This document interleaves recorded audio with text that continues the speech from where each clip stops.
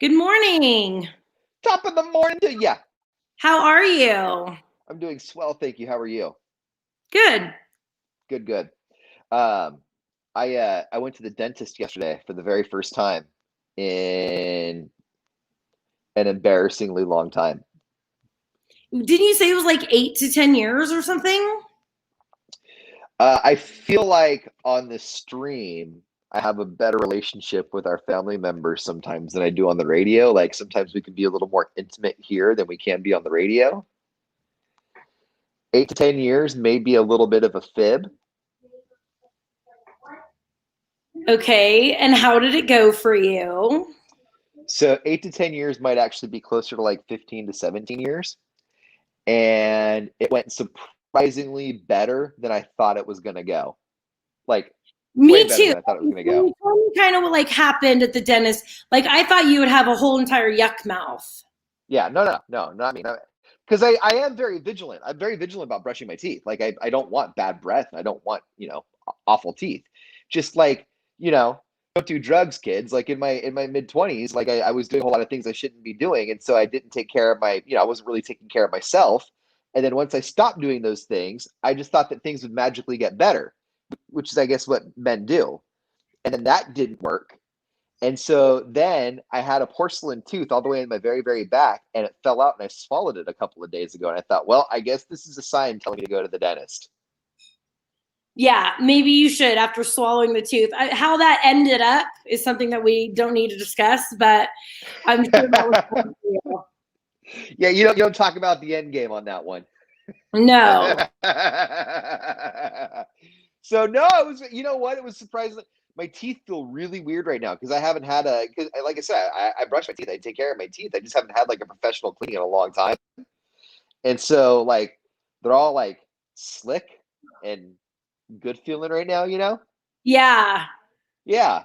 Yeah, I'm sure they are. I go to Dr. Eggleston in Turlock and I love him. And I haven't been since the shutdown. So I definitely need to go in and see him. And he's going to be like, we put all that money into those teeth. You better be taking care of them. I can already hear him. He's like the first dentist that has ever made me like feel comfortable because the dentist is like a fear of mine. And it's become a fear of Layla's.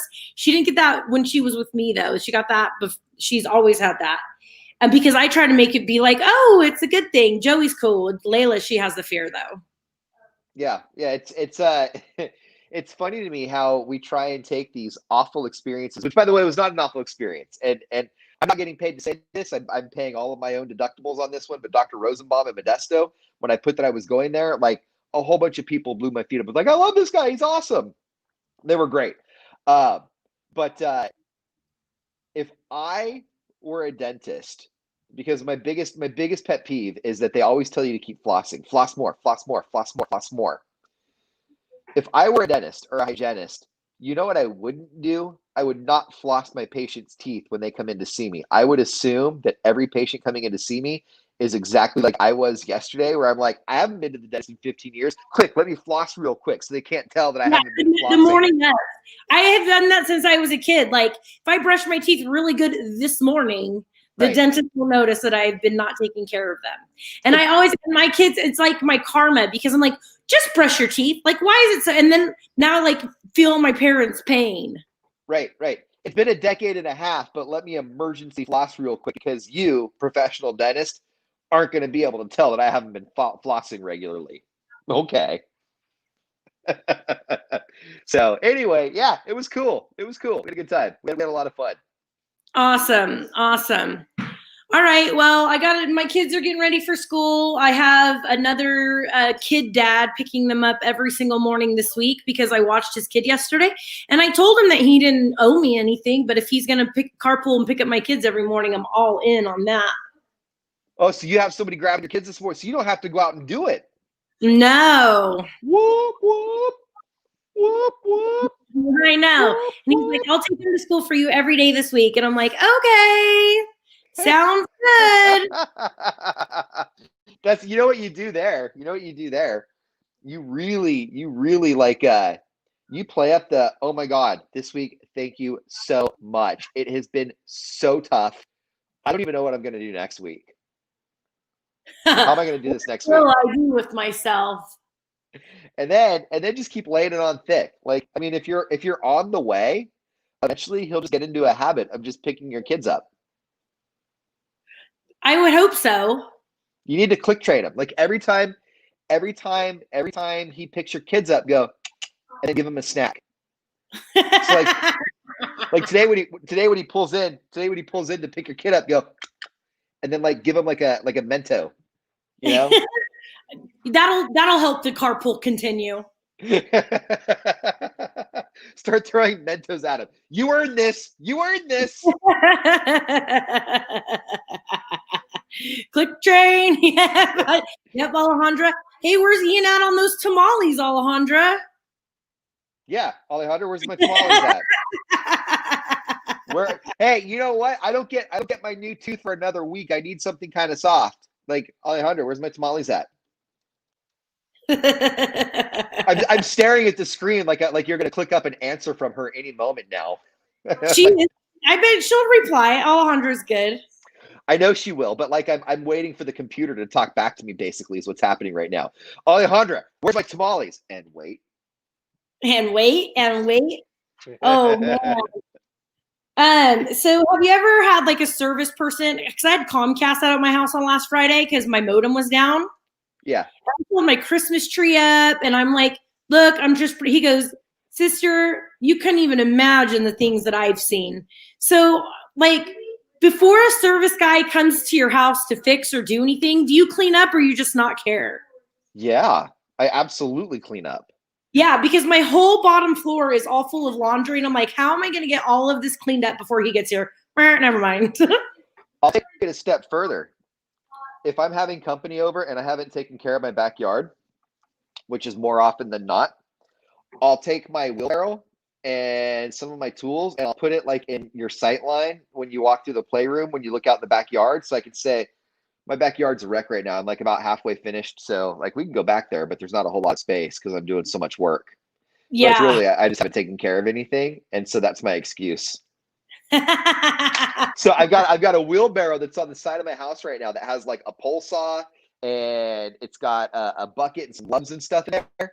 And so if anybody comes over right now, because I haven't really done anything in the backyard, if anybody comes over, my go-to is I'm going to run back there. I'm going to pull that thing out real quick and put it right by the window. So if anyone comes over, be like, I'm so busy back there. Oh my God. I told you about that time. My neighbor, when I lived on Pearl Street over off Antoli a few years ago, my neighbor, because I was really bad at mowing my lawn, and my lawn and my neighbor's lawn joined, and so my neighbor started mowing my lawn, and I got so embarrassed. I ran out in my backyard and I started my lawnmower, and I came out my front yard, and I'm like, Ron, what are you doing? I was just getting ready to mow my lawn. I was just literally getting ready to do it. I was like, it's totally normal for me to come out my back gate with my lawnmower running on a Wednesday afternoon. Yeah. This is just what I was going to do. So our next door neighbor has dogs that you don't see. Like I live in a condo. And so my bottom floor, if they don't clean up their poop, it stinks. And Ew. so the HOA said something when I first moved in because I thought it was a sewage leak. I said something to the HOA guy about a sewage leak. I'm working, Joseph. I'm working. I thought it was a sewage leak. It smells that bad. And then when the Comcast guy came on Friday, he's like, it smells like a sewage leak under your house because of these people. And I'm so like, do I just go knock on the door and go clean up your poop? Like I shouldn't have to ask, right? There's like 4 adults living there. So the poop is like under your house now, or? So our back patios are connected, but we're on a slope. So when that poop sits in their back patio and they don't clean it up and it rains, it slopes over into my bottom floor. That's all it smells because we're on a hill. So their balcony, their patio level is right at my first floor level. So you get poo soup. Oh, I can't believe that I even have to say anything about it. And then when we do, they get an email back that we're just dog sitting. Have you physically seen, because they're not the owners are in a different state. Have you physically seen 4 dogs? So then my Comcast guy came in and he's like, I've physically seen 4 dogs over there. And I'm like, it smells really bad. And the fact that I have to even ask pisses me off. And then if I go to the HOA, I look like a narc. But at the same time, like, I own the property, right?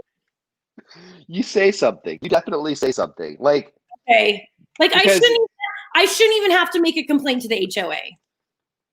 You guys should. No. I shouldn't even have to come and knock on your door and go clean up your dog poop. And then you get aggressive when we say something. It's crazy to me. do you think they're going to get aggressive on you? There's this one. Okay, there's 4 people in the house. There's 2 ladies in the house that I talk to all the time that I really like. There's one lady in the house that it's a rude bee. And she parks where it's not even a legal park. So I can't park in my garage because she parks on this tree stump. And then my dad, when I had COVID, came to drop off food and she caught attitude with my dad. So I'm only saying stuff to her from the balcony because I can't go outside because I'm sick. So I'm assuming it's that rude bee's dogs. Okay. He's entitled. When I first moved here, so you get my spot and then you get a guest spot. Well, Joe was bringing the kids here from Oregon. So I parked in the guest spot so that he could have my spot. So this entitled bee thought because I was in her guest spot, even though it's a guest spot, that she could park in mine. So my ex-husband and my kids had to park down the hill and walk up at midnight to an area they didn't even know because of this bee. It sounds like we have a mystery on our hands.